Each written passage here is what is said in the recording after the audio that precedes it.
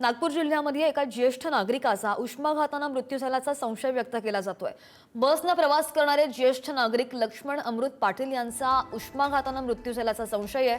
मृत व्यक्ती कळमेश्वर तालुक्यातील मांडवी गावातील रहिवासी आहे। नागपूरचा पारा उच्चांकी 45.5 अंशांवर गेलाय आणि उन्हामध्ये बाहेर न पडण्याचा सल्ला सुद्धा वारंवार दिला जातोय। नागपूर जिल्ह्यामध्ये वाढत्या उन्हाचे गंभीर परिणाम दिसायला सुरुवात झाली आहे।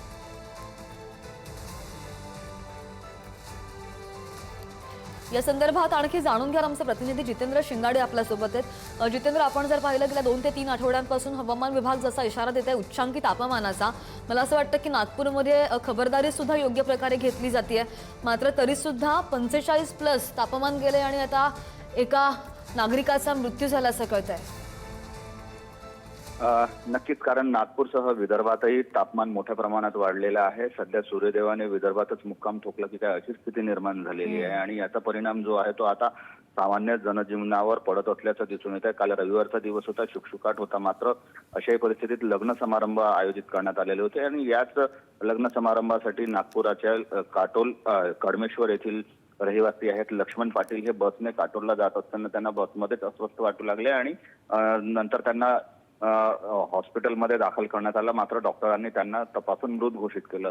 संशय असा व्यक्त करण्यात येतोय की उष्माघातामुळे, कारण रविवारचं जे टेम्परेचर होतं ते 45.4 अंश एवढं मोठं तापमान नोंदविण्यात आलेलं होतं आणि या तापमानामुळे त्यांचा जीव गेला की काय याची शक्यता वर्तवण्यात येत आहे। आता नेमकं जे कारण आहे मृत्यूचं ते पोस्टमॉर्टम अहवालानंतर असेल। मात्र नागरिकांनी याकडे लक्ष असेल। मात्र दुसरीकडे 40+ तापमान गेलं तरी सुद्धा होरपळायला होतं अगदी, त्यामुळे काळजी घेण्याचं आवाहन नागरिकांना सातत्यानं केलं जात आहे। धन्यवाद जितेंद्र दिल्या सगळ्या माहितीसाठी।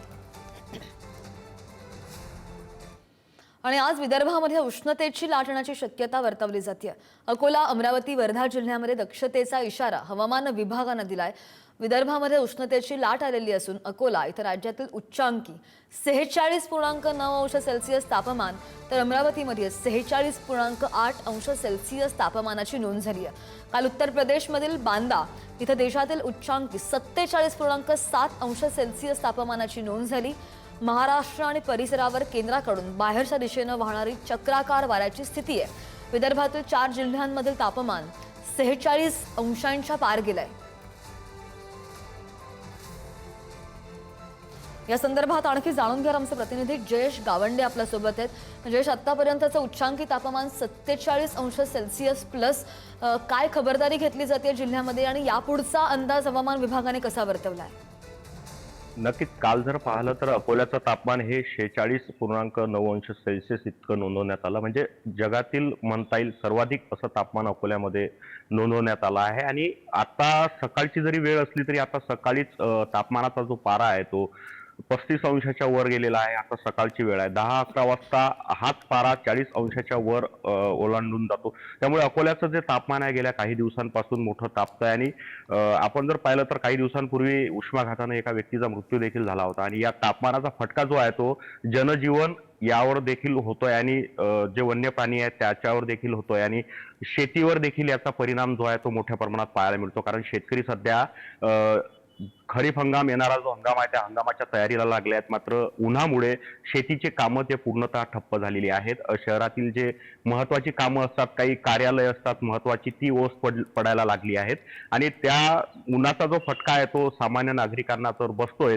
शिवाय शेतकरी असेल किंवा वन्य प्राणी असेल यांना देखील या उन्हाचा जो फटका आहे तो मोठ्या प्रमाणात बसतोय। आता सकाळची वेळ आहे, सकाळी देखील उन्हाचा जो तापमान आहे, पारा आहे तो सध्या 35 अंशाच्या वर गेलेला आहे। त्यामुळे सकाळचं ऊन देखील, आता मी उन्हातच उभा आहे त्यामुळे या उन्हाचा देखील जो त्रास आहे तो सकाळच्या उन्हाचा देखील नागरिकांना होतोय आणि दुपारी तर अकोल्याचा पारा जो आहे तो 45 अंश ओलांडून जातो। त्यामुळे त्याचा जो फटका आहे तो नागरिकांना बसतोच आणि शिवाय आता जी पिकं आहेत, फळबाग पिकं आहेत, त्यांना देखील या उन्हाचा मोठ्या प्रमाणात फटका बसत आहे आणि शेतकऱ्यांनी देखील आता जे आहे ते दुपारचं काम करणं बंद केलेलं आहे। कारण जे मेहनतीचे जे काम आहेत ते या उन्हात करू नये असं आवाहन प्रशासनानं केलेलं आहे। प्रशासनाकडून खबरदारी घेतली जाते, मात्र विदर्भाच्या दक्षता घेण्याची सुद्धा आवाहन केलं जात आहे, काळजी घेण्याचं आवाहन केलं जात आहे। धन्यवाद जयेश दिलेल्या सगळ्या सविस्तर माहितीसाठी। पुढची बातमी आहे अकोला जिल्ह्यामधली, कारण की विदर्भामध्ये बरंच तापमान वाढतं आहे आणि त्याच पार्श्वभूमीवर शाळांच्या वेळा आणखी कमी करण्याची मागणी केली जाते. वाढतं ऊन आहे आणि त्यामुळे विद्यार्थ्यांना मुलांना त्रास होतोय आणि हाच त्रास होऊ नये यासाठी घेतलेली ही खबरदारी. अकोल्यामध्ये सर्वाधिक म्हणजे 46.9 अंश सेल्सिअस जवळपास 47 अंश सेल्सिअस तापमानाची नोंद झाली आहे आणि त्यामुळे जिल्हाधिकाऱ्यांच्या आदेशानंतर अकोल्यामध्ये शाळांची वेळ सकाळी 11 वाजेपर्यंत करण्यात आलेली आहे. मात्र सकाळी 10 वाजेनंतरच उन्हाचा त्रास जाणवतोय. परिणाम याचा लहान मुलांच्या आरोग्यावर सुद्धा होऊ लागलाय आणि वाढत्या तापमानाचा हा दुष्परिणाम कोणत्याही प्रकारे होऊ नये यासाठी शाळांची सध्याची 11 वाजताची वेळ बदलून आणखी कमी करावी अशी मागणी सुद्धा पालकांनी केली आहे. बातमी आहे अकोल्यामध्ये.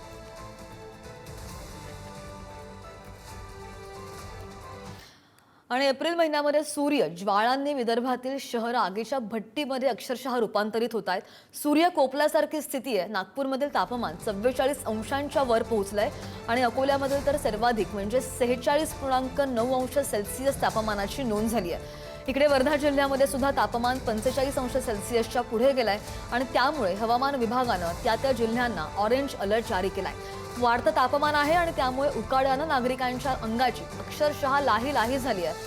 सुट्टीचा दिवस जरी असला तरी सुद्धा त्यातही तीव्र उन्हामुळे शहरातील अनेक रस्त्यांवर काल शुकशुकाट दिसून येत होता. ही 3 दृश्य आपल्या स्क्रीनवर. नागपूरमधलं उच्चांकी तापमान, अकोल्यामधील सर्वाधिक तापमान आपण पाहतोय. अकोल्यामध्ये सर्वाधिक 47 अंश सेल्सिअस तापमानाची नोंद. वर्ध्यामध्ये उन्हामुळे ऑरेंज अलर्ट दिला गेला, 45 अंशांवर तापमान गेलंय. तर इकडे नागपूरमध्ये सुद्धा 44 अंशांवर तापमान गेलेलं आहे आणि त्याच अनुषंगानं त्याच पार्श्वभूमीवर योग्य किती खबरदारी सुद्धा घेतली जाते. नागरिकांना सुद्धा काळजी घेण्याचं आवाहन, दक्षता घेण्याचं आवाहन.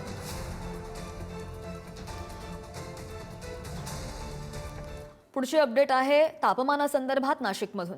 नाशिक शहरामध्ये सुद्धा उष्णतेचा अक्षरशः कहर पाहायला मिळालाय, कारण की तापमान 41.4 अंश सेल्सिअसवर गेलाय. यंदाच्या हंगामातील उच्चांक या तापमानानं गाठलेला आहे. उष्णतेची लाट, ही जी तीव्र लाट आहे ती कायम राहील असा अंदाजही एकीकडे वर्तवला जातोय. दुपारच्या वेळेमध्ये रस्ते ओस पडलेले दिसत आहेत, जी दृश्य आपण सध्या स्क्रीनवर पाहतोय आणि त्यामुळे उष्णतेच्या कारणास्तव नागरिकांनी बाहेर पडणं सुद्धा टाळलेलं आहे. आपण बघतो की सलग 10 ते 12 दिवसांपासून तापमान 39-40 अंशांच्या पुढे आहे. तापमान कितीही वाढलं तरी सुद्धा रात्रीही उकाडा तितकाच कायम पाहायला मिळतोय, जाणवतोय अक्षरशः आणि पुढील काही दिवस उष्णतेची लाट कायम राहण्याचा अंदाज आहे.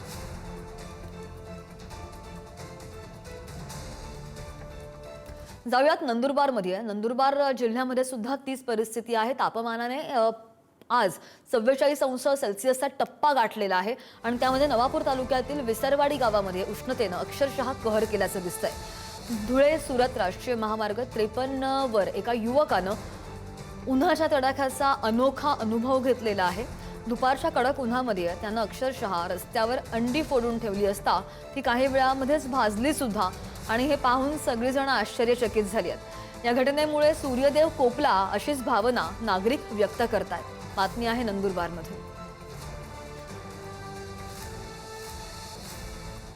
बरं, नंदुरबार जिल्ह्यामध्येच वाढत्या तापमानाचा फटका आता फळबागांना सुद्धा बसलेला आहे, शेतकऱ्यांना बसतोय, कारण की पपईच्या रोगांना क्रॉप कव्हर लावत उन्हापासून संरक्षण दिलं जात आहे.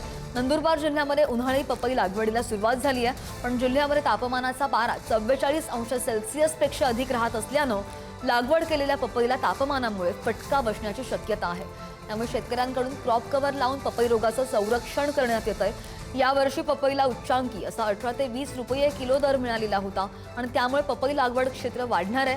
मात्र तापमानामुळे नुकतीच लागवड केलेल्या पपईच्या रोपावर सूर्यकिरण पडून पपई खराब होऊ नये यासाठी शेतकऱ्यांकडून आता धडपड केली जाते. मात्र क्रॉप कव्हर लावून संरक्षण करावं लागत असल्यानं शेतकऱ्यांचा पैसा देखील अधिक जातोय.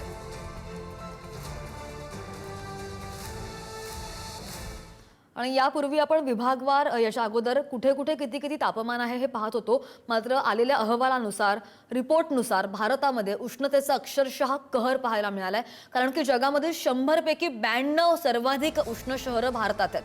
देशभरामध्ये उष्णतेची तीव्र लाट उसळलेली असून भारत सध्या जगातील सर्वाधिक तापमानाचा केंद्रबिंदू ठरलाय. AQIनं काय आकडेवारी दिलेली आहे? या आकडेवारीनुसार जगातील 100 सर्वाधिक गरम शहरांपैकी तब्बल 92 शहरं भारतामध्ये असल्याचं नोंदवलं गेलंय. अनेको शहरांमध्ये तापमान 40 अंश सेल्सिअसच्या पुढे गेलेलं आहे. काही ठिकाणी ते 45 अंशांच्या जवळ पोहोचल्याचं दिसतंय, पाहायला मिळतंय.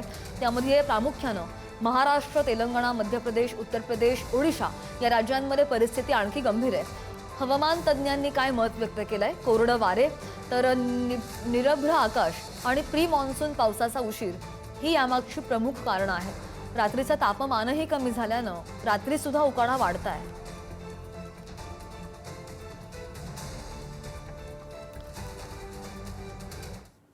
पुढची बातमी. आणि उकाड्यापासून स्वतःचा बचाव करण्यासाठी एका व्यक्तीचं डोकं दुधाच्या कॅनमध्ये अडकल्याची घटना घडली. राजस्थानच्या अलवर जिल्ह्यातील अकबरपूर पोलीस ठाण्याच्या हद्दीमध्ये माधोगड या गावामध्ये ही घटना घडलेली आहे. एक तरुण सोशल मीडिया स्टंट चुकल्यामुळे धोकादायक परिस्थितीमध्ये सापडला आणि त्याचं डोकं दुधाच्या धातूच्या कॅनमध्ये अडकलं आणि त्याला वाचवण्यासाठी एक जोखमीची बचाव मोहीम राबवावी लागली आहे. बातमी आहे राजस्थानमध्ये. उन्हापासून बचाव करण्यासाठी या व्यक्तीचा स्टंट त्याला महागात पडलेला आहे. डोकं दुधाच्या कॅनमध्ये त्याने घातला आणि तो कॅन त्याच्या डोक्यामध्येच अडकल्याचं दिसतंय.